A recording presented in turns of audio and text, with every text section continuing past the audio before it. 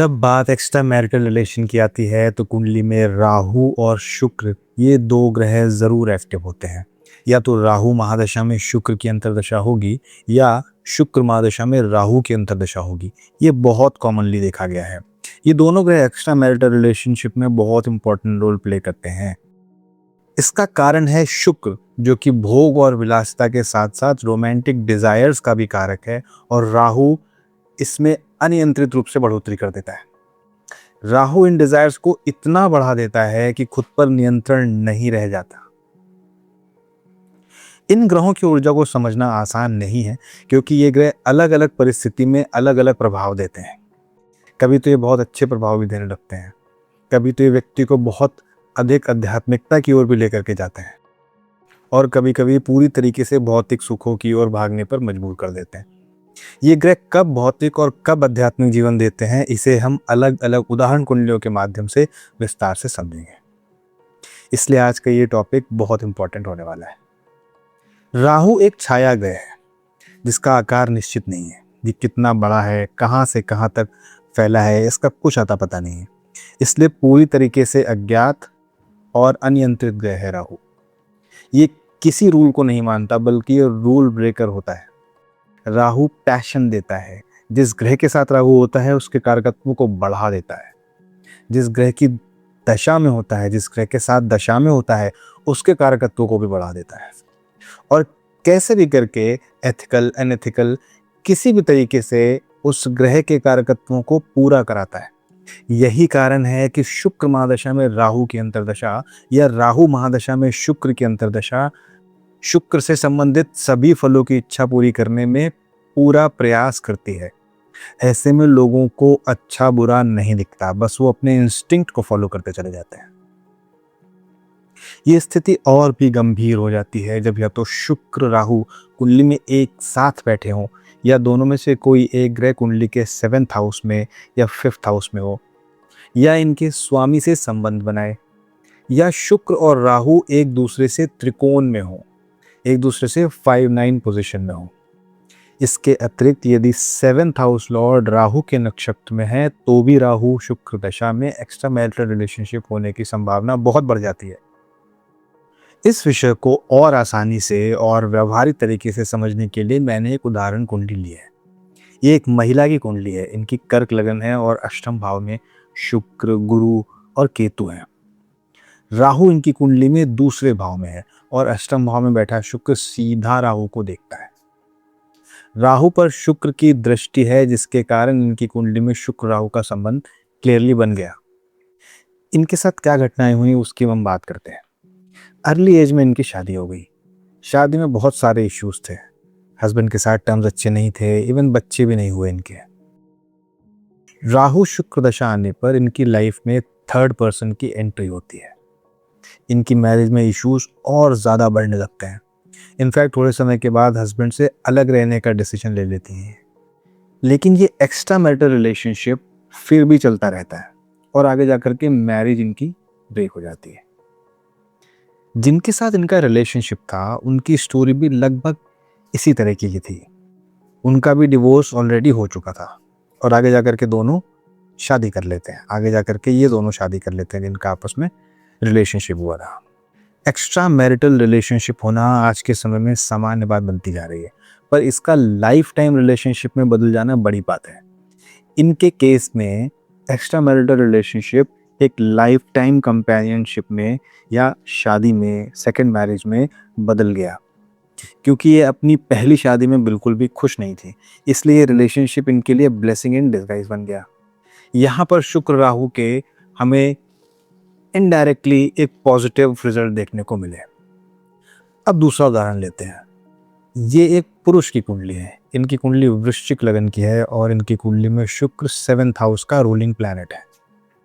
5th house में शुक्र placed है, अपने उच्च राशि में बैठा हुआ है। राहु इनकी कुंडली में 9वें भाव में बैठा हुआ है। राहु और शुक्र एक दूसरे से त्रिकोण भाव में है। राहु 9वें भाव में है, शुक्र पंचम में, इसलिए दोनों का 5-9 का कनेक्शन बनता है। इनकी शादी में सब अच्छा चल रहा था। छोटे मोटे इश्यूज की बात अलग है, अदरवाइज ज़्यादातर सब चीज़ें इनकी लाइफ में अच्छी चल रही थी। इनफैक्ट इनकी लव मैरिज हुई थी।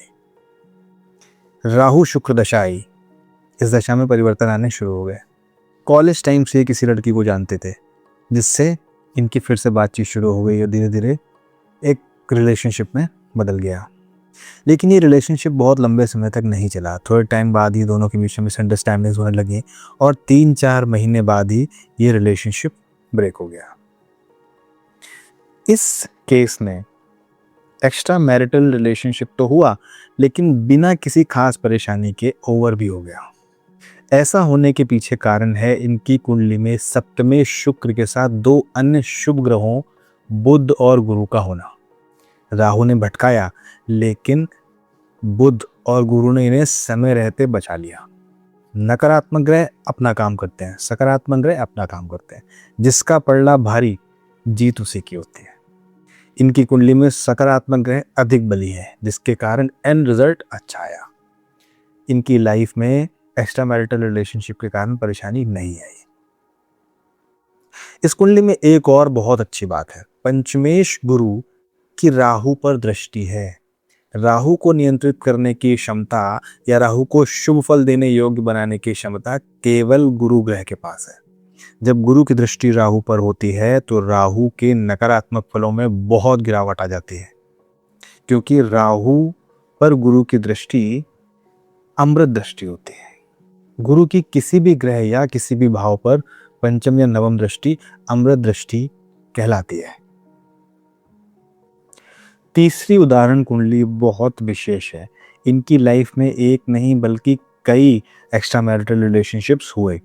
ये ऐसी कुंडली है जिसमें विलफुली बार बार रिलेशनशिप्स बनते चले गए और इनकी शादी भी ठीक चल रही है। ये एक पुरुष की कुंडली है जो एक ओपन मैरिज में है, बच्चे भी नहीं हैं और नियर फ्यूचर में कोई फैमिली प्लानिंग का भी मन नहीं है, इनका कोई ऐसा विचार नहीं है। ये अपनी लाइफ में क्या कर रहे हैं उससे इनकी वाइफ को कोई लेना देना नहीं है। इनकी वाइफ अपनी पर्सनल लाइफ में क्या कर रही है उससे इन्हें कोई लेना देना नहीं है। It is a complete open marriage. दोनों एक दूसरे के लिए न्यूट्रल हैं, बस साथ रह रहे हैं और सोशल प्रेशर के कारण शादी भी नहीं तोड़ते। पिछले 2 सालों में ये 3 रिलेशनशिप्स में आ चुके हैं। 2 रिलेशनशिप्स नहीं चले और तीसरा रिलेशनशिप चल रहा है और इसके बारे में ये ओपनली डिस्कस भी करते हैं। इस कुंडली के बारे में जो बातें मैंने आपको अभी तक बताई हैं वो इनकी कुंडली में बिल्कुल स्पष्ट दिख रही हैं। कुंडली आपकी स्क्रीन पर दिख रही होगी। इस कुंडली में राहु और शुक्र का सीधा सीधा संबंध बनता है। शुक्र की दृष्टि राहु पर है। शुक्र 7th हाउस लॉर्ड होकर के 8th हाउस में है और किसी भी शुभ ग्रह की इस पर दृष्टि नहीं है। शुभ ग्रह की दृष्टि ना होने के कारण इनके आसपास के लोग और वातावरण ऐसा नहीं है जो इन्हें करेक्ट कर सके। इन्हें जो सही लग रहा है वो ये कर रहे हैं। इनफैक्ट जिस सोसाइटी में है उसमें ये चीज़ें बड़ी नॉर्मल हैं या एक्सेप्टेबल है।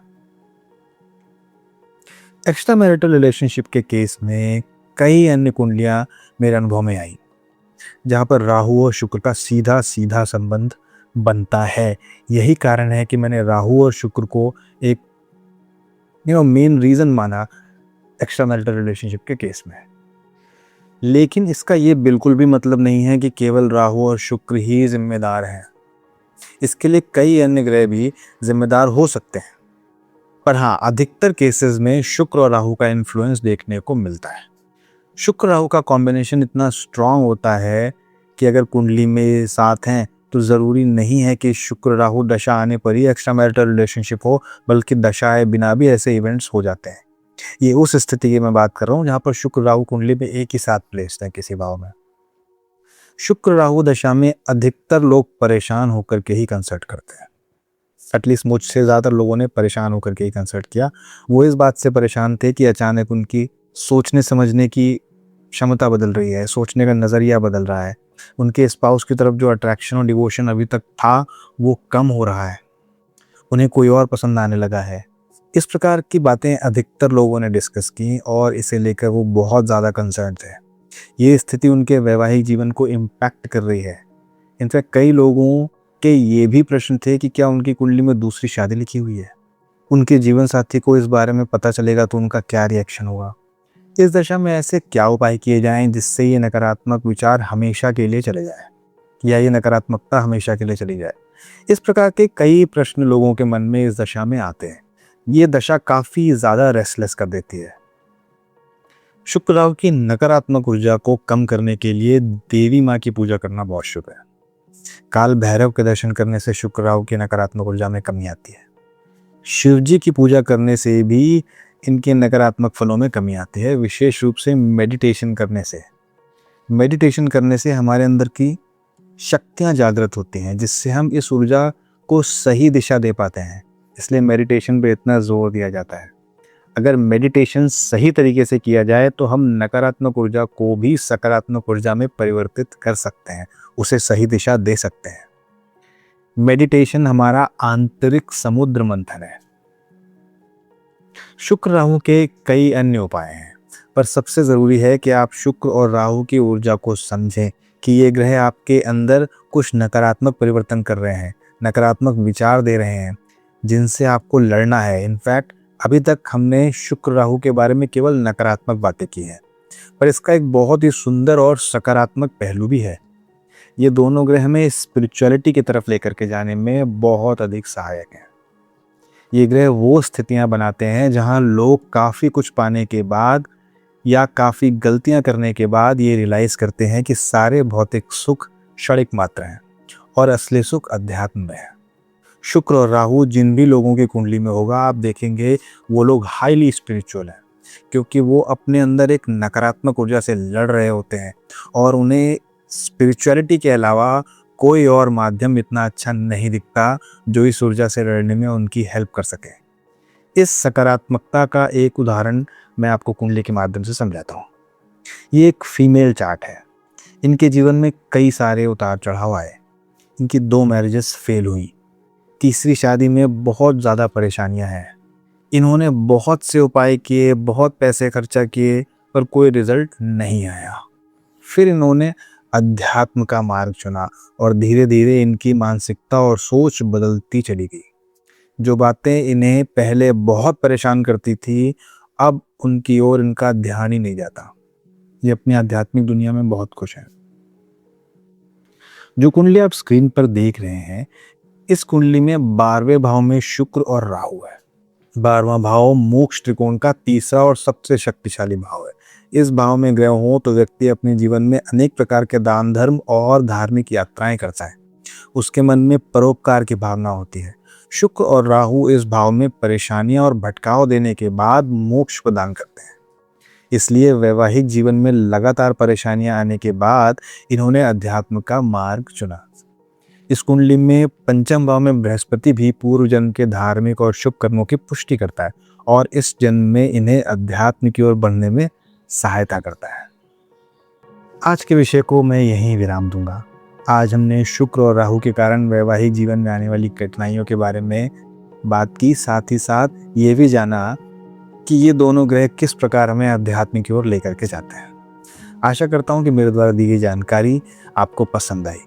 यदि आप किसी विषय पर मेरे ज्योतिष विचार चाहते हैं तो कृपया कमेंट बॉक्स में हमें ज़रूर बताएं। आपके स्नेह और प्रोत्साहन के लिए आपका धन्यवाद। नमस्ते।